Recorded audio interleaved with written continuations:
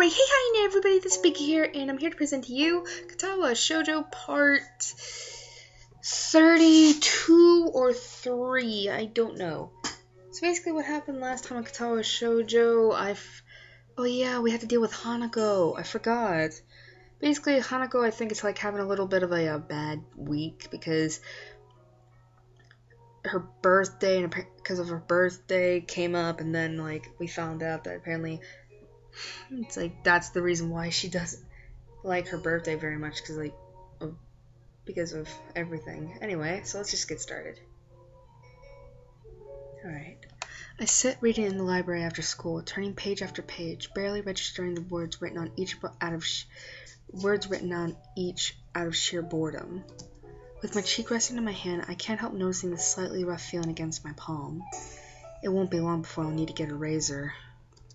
Oh, we're getting a little bit facial there. Giving up on reading, I simply let my head drop onto the book in front of me. Okay. Things have quieted down considerably since Hanako began attending school again. When she first returned to class, nothing was said or nor done that wasn't part of the usual routine, and it's been the same way since. Neither of us desired to bring up her accident, so there simply wasn't any point in pursuing it. Thus a few days went by, the daily grind continuing just as it had before. It's only natural that my mind would wander to other places, and more importantly, other people. The lily-shaped hole in the daily life of Hanako and I has been pretty noticeable for a while now. I'd be pleased to say that this has allowed me time to refine just what my thoughts on her exactly are, but alas, I've had no such luck. It doesn't help that many attempts to do so have led to the troublesome topic of Iwanako. Every time my thoughts drift into that direction, I reflexively try to think about something else.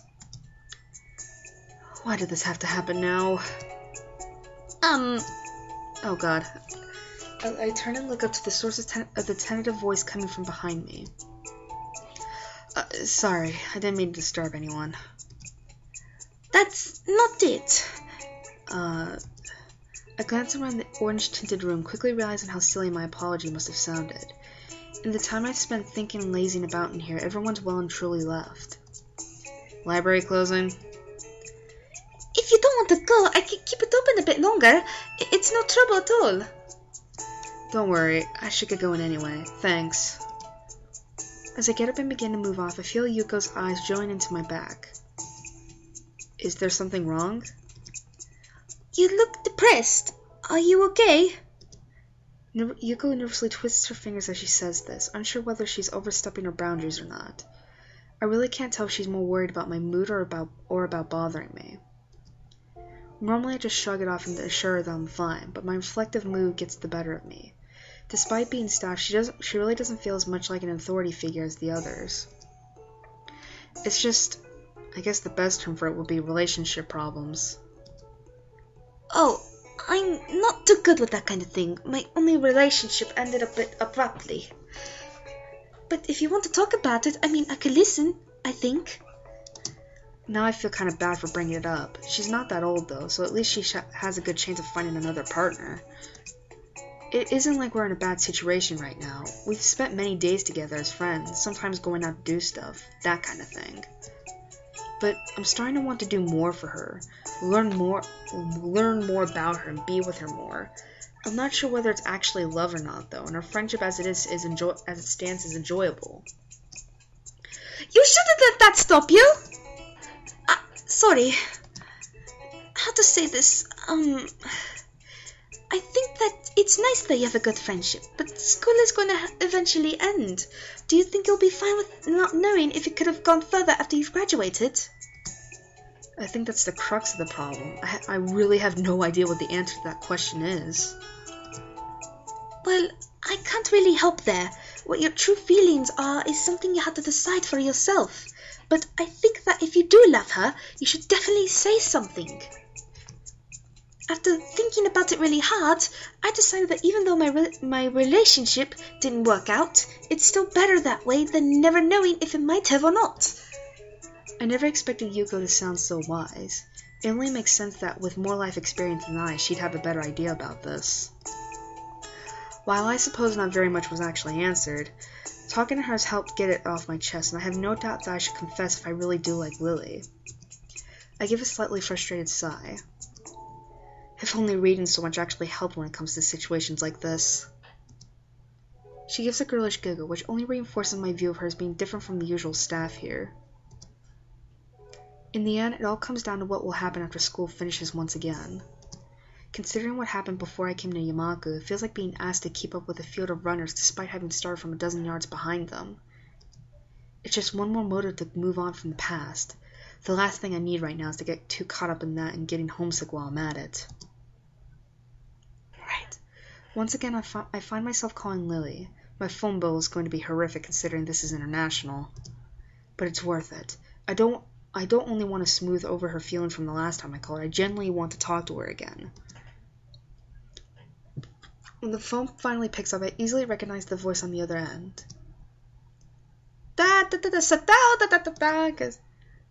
Oh god. Is this us trying?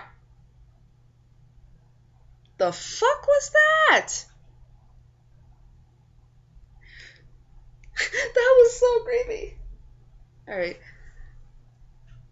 Okay. Oh, god, how do I say this? It's like, it's gonna be in Hasal's voice, but it's like, could it be in English? Hello, Mrs. Thou. May I, speak? Damn, I've forgotten how the rest of it is supposed to go. It's not encouraging to forget such a small amount of words, even if I didn't spend that long trying to memorize them. May I speak with Lily, please? Hello again, Hasal. Are you teaching yourself English? Just a little. I don't think I'm too good at languages in general. Oh, don't say that. Your pronunciation was good. Really? I'll get Lily for you. Just wait a moment. I obediently wait as she goes off in search of Lily, the other end going silent. Eventually, a much more awake-sounding Lily than last time answers, the time over there being past noon by now. Hasal, are you there? Yeah, I'm here. Hi. Good afternoon. Sorry for taking so long. I was outside in the garden. Gardening? Unfortunately, I found I'm no good at it, so I just smell the flowers. I think my fingers appreciate it more. I take it Hanako's recovered a bit? Yeah, I just made sure she was eating, and eventually she righted herself. Thanks for the help the other day. I don't think I was really that much help. The main thing is that she's better, though. True. How's life over there, then? It sounds like you've been living in nothing short of a mansion. I wouldn't call it a mansion. But it is rather large, is obviously what she wants to say, though modesty stops her. I'm a little envious, but it is her holiday. It's a nice house to stay in, though. There's a beach near here, too, which Akira's especially fond of. She's a swimmer? She's constantly dragging me there to have swimming competitions, which she wins, every time. Lily doesn't strike me as very athletic at all, so not being adept at swimming seems logical enough. The fastest I've ever seen her move is her understandably relaxed pace during her walks to and from the suburbs down the hill from the school. It makes the image of her swimming hard to imagine.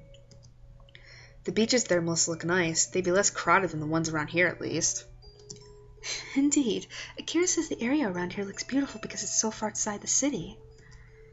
I only realize what I've said after I say it, but it doesn't bother her at all. It's still easy to forget that she can't see when she's not around, despite the time we've been friends. That said, the local accent sometimes makes communication a bit hard. It's a constant reminder that this isn't home. While the fact that she doesn't consider her parents' residence to be her home makes good sense, it makes me realize that I can't really answer whether the same goes for me. Graduation from Yamaku is distant enough to be difficult to view objectively, and I've spent so much time in this small room. I've come to accept the dormitory as my new home surprisingly quickly. I guess that will be hard to deal with. Is your knowledge of English holding up? Thankfully, I may be fluent, but being in a position where I have to use it often helps in curbing my Japanese accent, so it's been useful practice. I hear you're trying to teach yourself English. More like memorizing a few lines and failing at even that much. I'm really not cut out for learning another language. My admission to the feat draws an amused giggle. I believe that there are things one chooses to do in life, and also things that are chosen for one to do in life. Wait, what? You can take comfort in the fact you're better than me in science and math, at least. All that's helped in is making me Mutao's star student. I wouldn't worry about it. They're useful skills for many jobs, right? That's what he tells me. His face veritably lit up when I said I'd probably go into a career involving either. We both share a warm laugh at the events that have befallen each other on opposite ends of the world. It's nice. It reminds me of our simple small talk that I've been missing since she left. As each of us waits for the other to begin speaking, I decide to push ahead with my feelings. I can feel my throat tightening slightly. I miss you. The silence on the other end of the phone tells me she's giving the words their due weight, but as it goes on, I can't help feeling more and more apprehensive. Thankfully, the silence ends almost as quickly as it had begun.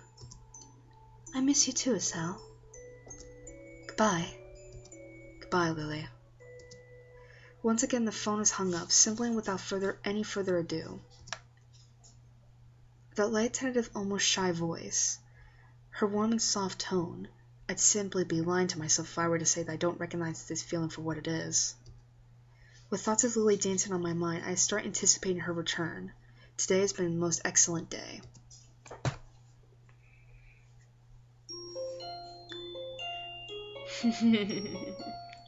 We're getting closer.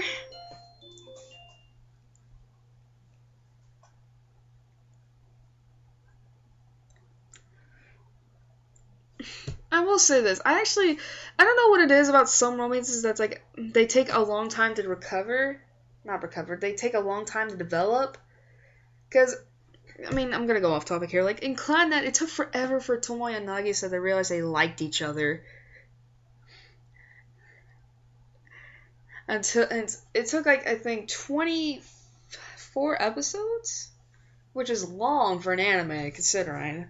And that was for season 1 of Clannad. Season 2, I think, was 22, but a lot of shit happened in that season, but anyway. It's just really cute seeing Hassan and Lily just, like, start to realize their feelings for each other, and it's like, aww. Anyway, I sit listening to another of Muta's long-winded lectures, my mind wandering far from the scribbles on the dirty blackboard. Since I called Lily, my mind's been drawn in two directions. Both roughly lead to the same conclusion. I started to feel oddly detached from my past life. It's only been a month and a half since I arrived here. Jesus, it's loud. Yet the school's become a second home. I've gained new friends and contacts, managed to get to grips with the school's lifestyle and culture, and become accustomed to the quirks of my classmates. To become used to a school where disabilities are the norm rather than the rare exception still catches me off guard sometimes when I think on it. The same school that's populated by burn victims, amputees, the blind, the deaf, and all manner of disabilities in between.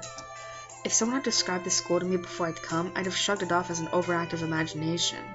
Even when I first arrived, I felt like the Dutch, coming onto this strange new land for the first time. It's amazing how quickly one becomes used to the environment they're forced to live in, really. And now I've even found someone that's got me entirely smitten. What a strange life. Before my mind can wander any further, though, I find a page of lined paper slipped under my distracted face. The garish bright pink ink has no doubt been penned by Misha. Don't look so bored, Chan! School's nearly over! 3-day holiday!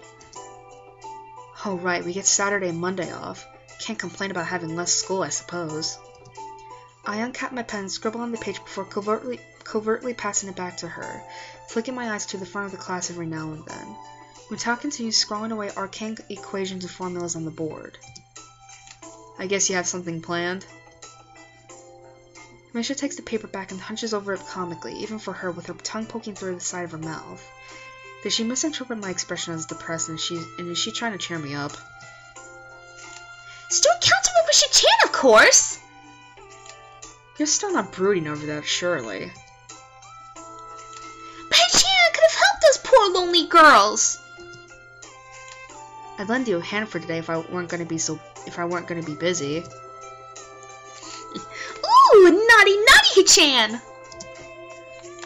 I'm just going to meet Lily with Hanako. I don't know what you've got going through your head. So Lily's back?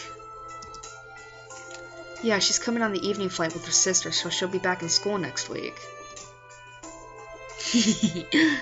As she takes the note back and begins to write, I look up to see an unwelcome sight. Oops. While I frantically try to silently catch Misha's attention, Mutal confidently strides through the gap between the desks from the front of the class, his intent gaze focused directly on her.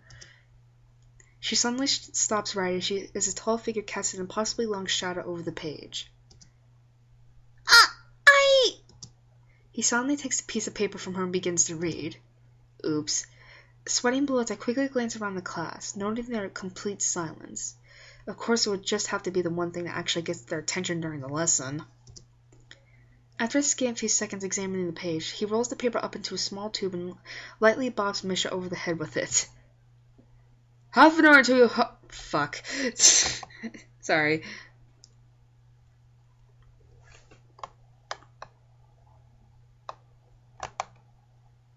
Okay. Half an hour until you can hop up to the student council. I think you can hold on until then. Misha's face cracks as the entire class erupts into laughter. He might well be awkward, but he knows how to handle her excellently. I'd probably feel sorry for her if I weren't as busy stifling my own laughter. Ooh. Hisao, is that one it? No, I think that's some foreign airline. And so the third aircraft they're not on comes into land. For the past half hour, we've been whiling away the time with small snippets of pointless chatter.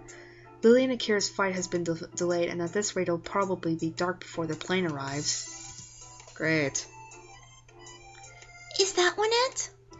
No, the company colors are wrong. Hanako's eyes flutter left and right, following the trickle of people in and out of the huge glass doors ahead of us. Fortunately, nobody pays her much heed, their attention apparently directed towards greater things. Oh my lord. Maybe that one is it? No, I think that's... Hold on a minute. I think that one might be it after all. Thank God. It takes still some more time before the billboard changes their flight status to disembarking. A loud yawn sneaks up on me, not allowing enough time to stifle it. My sleep patterns have once again been all over the place, likely due to a mix of worrying about Hanako and the side effects of my medications. Ugh. Hisao, over there. I looked at Hanako, then followed her gaze to the airport door. Oh, Lily, they're here! Really? Oh, thank God! It's been a while since I've seen you, Lily. We all call out to each other in greeting, quickly shuffling over to the side to avoid blocking the passage of others. Lily! Aw. I seriously need some shipping between these two! Hanako jumps forward to hug Lily, a wide smile on her face being all that's needed to see her happiness at Lily's return. Lily simply smiles in return, her voice soft. It's wonderful to meet you again, Hanako. As the two give each other a hug, a well-deserved after all that's happened while she was gone, I turned to Akira. Yo, you're pretty late. Yeah, there was a really bad storm over the airport. We got drenches going from the car to the door. I guess you'll appreciate the weather here more then. Welcome back to you too, Lily. Hanako breaks off from Lily as I speak. For a long time, neither of us says a word. Contrary to what I thought her homecoming would be like, the atmosphere feels awkward, almost stifling. Both of us try to guess each other's feelings, not quite sure about what should be said. Damn. This is exactly what I feared when I thought of trying to move things forward between us. Lily runs her hand through her fair hair and awkwardly twirls one of her bangs in her fingers, clearly trying to think of how best to react. Eventually, thankfully, Lily gives a small sigh and breaks the silence. Thank you, Hisao. It's nice to be back. Are you okay? You look tired. Evidently not recollecting herself all that well, she quickly waves her hand in front of her face to stave off any concern Hanako may have over her. I'm okay, really. It's just a bit of jet lag.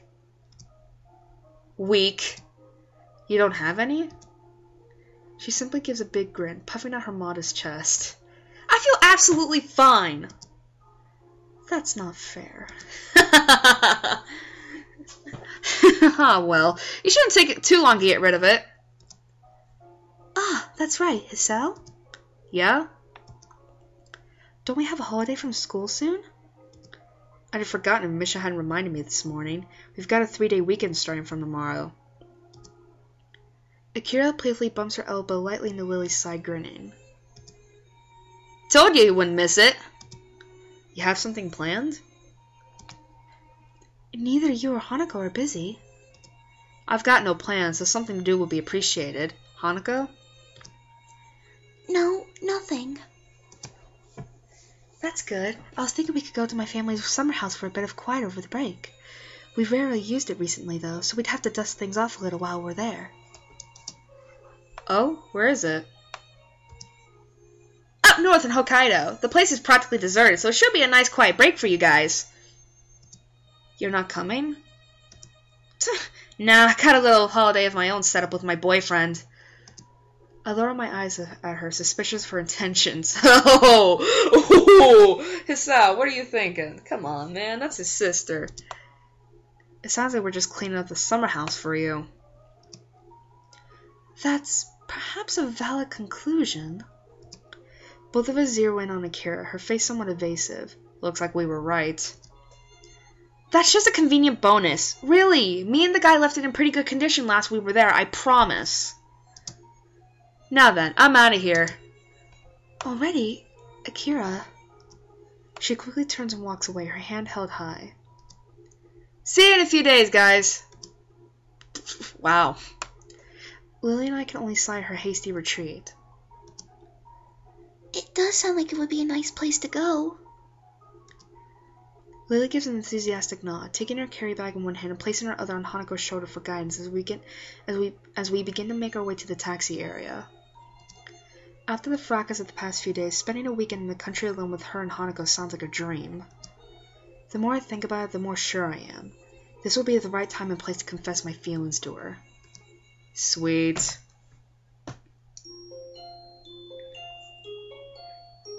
So we're going to the house. We're going to the house. We're going to a summer house. Alright, how long? Sorry about that. 21 minutes? I'll keep going. Just because. Here I am thinking I'll keep going, because it's like... Yeah. The morning chill wraps itself around my shivering body. I huff into my cupped hands and desperately try and stave off the cold as we mill about on the station platform. Lily's clothing looks rather ill-suited for the temperature around us. I can only hope it's indicative of what she expects the weather to be like at our destination. Damn it, Lily, why do we have to get here so early? Unfortunately, the train schedule is against us. The next train to Hokkaido is at 2 in the afternoon. Great. Just great. I pause a moment to wipe some sleep out of my eyes, and Lily promptly takes advantage of the opening. Cheer up, Isao. Once we get there, it'll be much warmer. Yeah, why the fuck is it so cold? It's summer. Like, seriously. Like, seriously, it's hot as hell here in Florida during the summer. Why not just take the bullet train? A normal train's going to take hours to get us there, so we might as well take the Shinkansen line as far north as it goes and just switch at the end. There's a certain charm to older trains, wouldn't you agree? I'd agree if I weren't freezing in the morning cold because we decided to take one. I'm sorry, Hisao. Oh, oops. Sorry, what for? I was the one who suggested taking a normal train. Aw, fuck. Way to make me feel guilty. Fuck.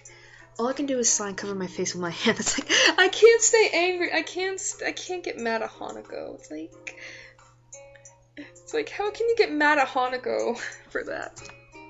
It's fine. I'm just grumbling. I'm tired, you know. It's like, ugh.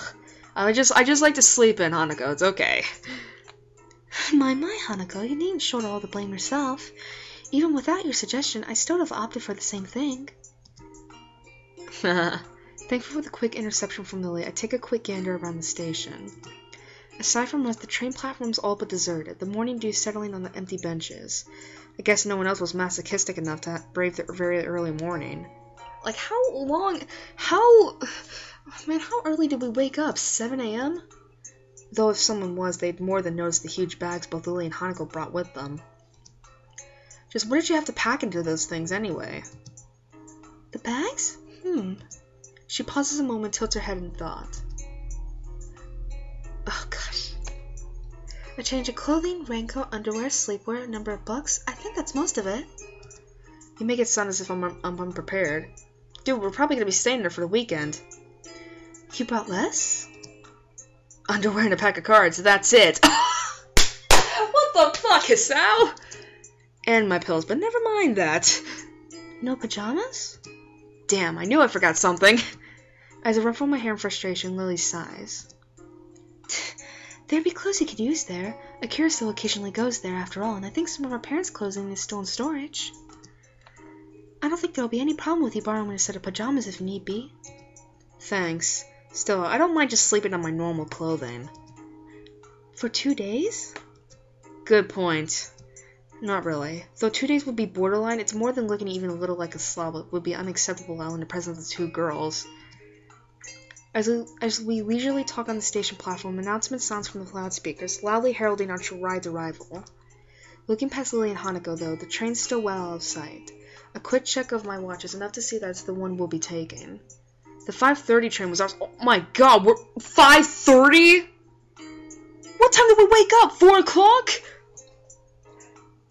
Oh my lord! I mean, I understand that I would wake up at 5:40, but just to take a train?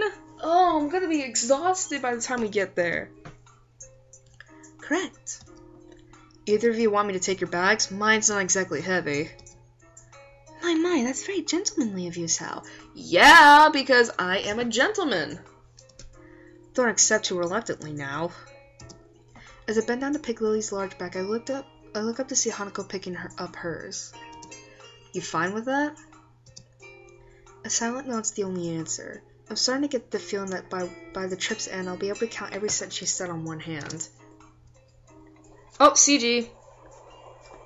With the morning landscape passing by the window and the occasional rattle of the train bumping the carriage around, I try to focus my attention on the aging playing cards held in my hands. I'll raise you 5. What are we, playing poker? She scrunches her face up and leans over to Lily conspiratorially, the two exchanging a few whispered words. Considering how often this has happened so far, I'm coming to doubt Hanako's grasp on how to play poker. Oh god!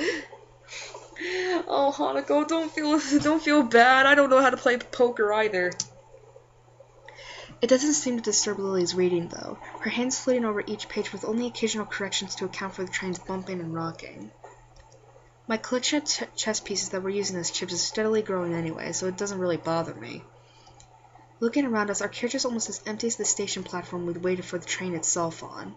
Only a handful of people can be seen, looking mostly like tourists and couples on holiday. Sweet.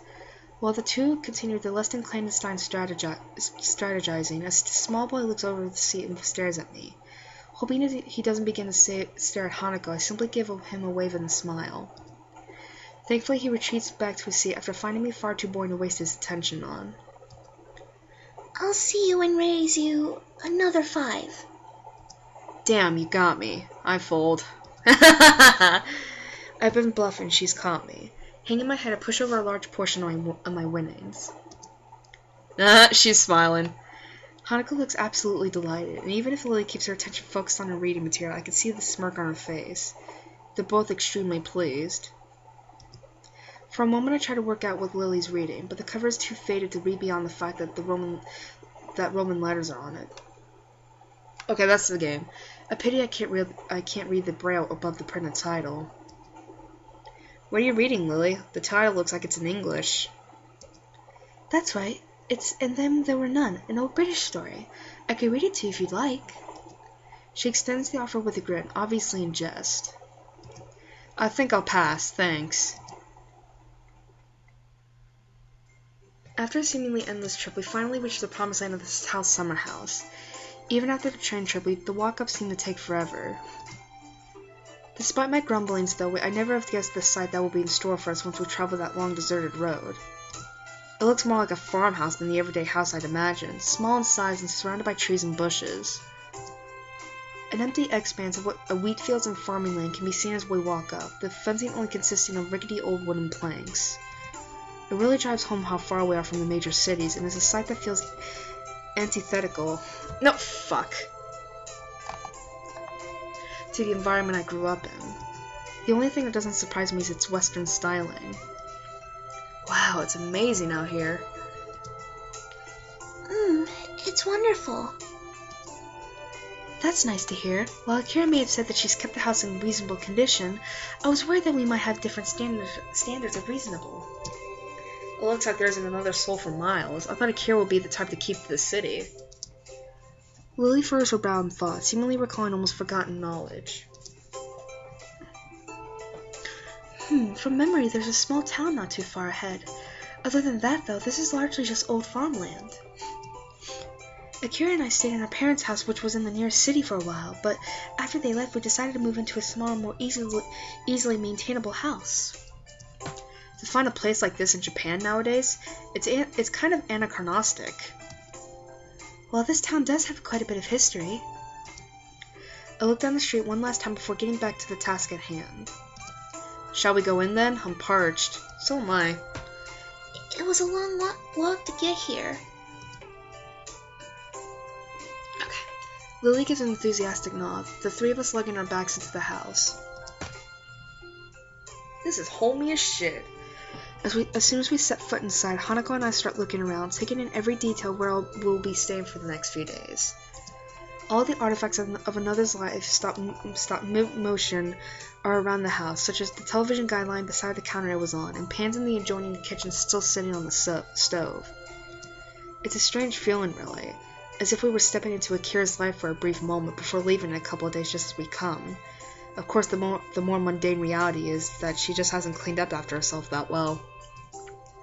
Where should we put our bags? I'll show Hanako our bedroom. You could put yours here if you like. You mean I don't have the same bedroom as you two? Oh! Hanako flowers into a full blush as Lily takes her cheek in her hands. Oh my, how bold. You too.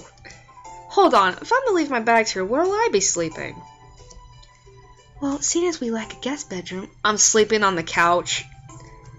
The convertible futon, huh? Sorry, Asao. I sigh, lamenting my place on the bottom rung of sleeping location priorities. I guess there's no other choice. My god! Well, at least he's not being a bitch about it and saying, I want a bed! Or he could sleep on the couch. Lily leaves to show Hanako toward their bedroom, so I take a small tour of my surroundings after I drop my bag on the floor. The kitchen, just like the living room, is fairly modest. The rustic nature of the wooden furnishings drives home just how far we are from civilization. Returning to the living room, I decide to try out the television until they get back. With the touch of the remote, it immediately flickers to life, apparently set to a news channel. Almost flopping down from exhaustion rather than sitting, I lay back and watch. And watch. And watch. I think we fell asleep.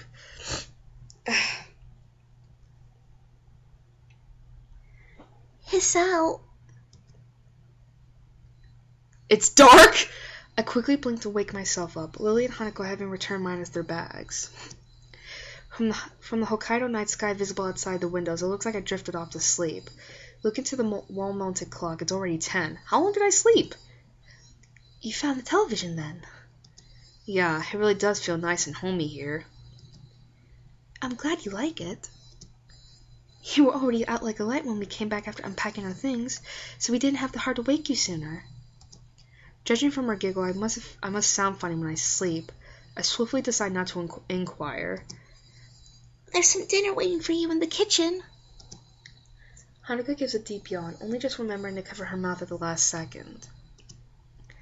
My, are you tired? I didn't get much sleep last night. I'm pretty tired too. It was a long walk up here and it's getting late. It's only 10! If that's the case, I suppose we should retire for the night. Good night, Hisao.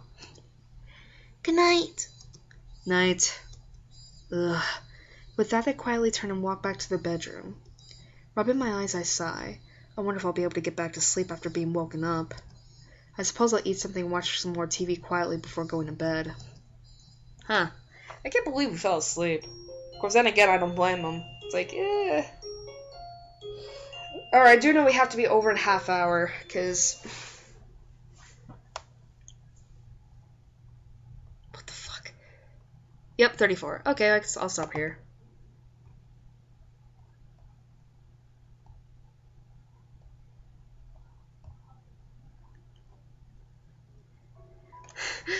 we're starting to get a little bit heated up. So apparently we're at the summer house, and we're gonna confess our feelings to Lily. Whoo! And this is just a few hours after I'm done recording Pokemon Black. Woo! Which means that once you see this, Pokemon Platinum will be up. So I think at Pokemon Platinum, we're just mostly going to go through Mount Coronet and then hopefully make our way towards Snow Point City. So, thanks for watching, and I hope to see you guys again for Pokemon Randomized Platinum whenever this gets uploaded. So, see ya!